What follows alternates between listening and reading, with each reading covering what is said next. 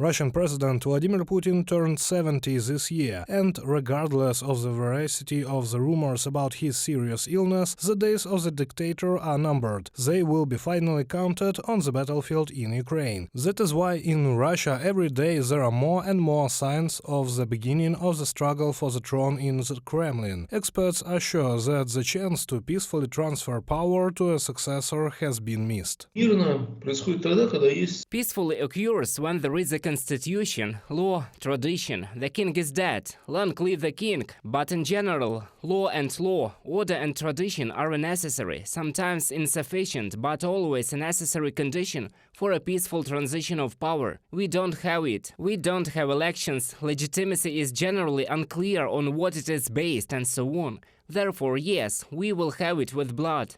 It is also not necessary to hope for an initiative coming from the people during change of power. It is more likely that the main players in the Game of Thrones will be the clans of Russian elites, experts say. The editor of important stories Roman Anin identified three such groups: the alliance of Prigozhin and Kadyrov, the coalition close to Putin, and the association of Russian nationalists.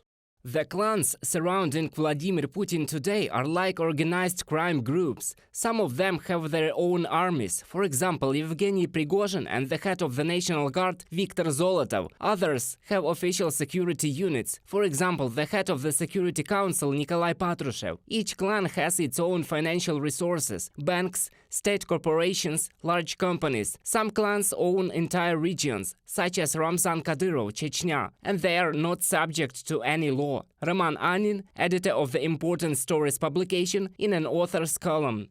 These three groups see the future of Russia differently. Analysts believe that if the Prigozhin-Kadyrov group or the nationalists win the main prize, then Russia will turn into a tough military dictatorship, and the flywheel of repression will spin there with renewed vigor, a kind of North Korea version 2.0, and the victory of the coalition of close associates will lead to less bloody consequences. No less important are the external conditions under which the transit of power will begin. According to Russian opposition politician Leonid Gozman, if this happens before the deoccupation of Ukrainian territories, then the new master of the Kremlin will try to achieve at least a slightly significant victory at the front, and if after the complete defeat of Russia, he will try to bring the country out of isolation.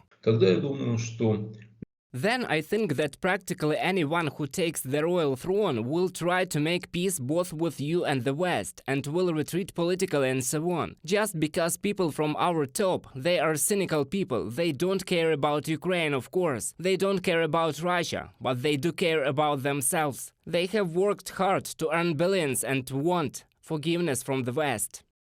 Who will be the winner in this Game of Thrones is difficult to predict, but for sure Vladimir Putin no longer plays a major role in it, experts say. The leader of the pack turned out to be a loser, and now instead of fear he is despised. With this label, sooner or later he will end his life as a dictator. Reported by Serhiy Kulas, Vasyl Panasiuk, UATV News.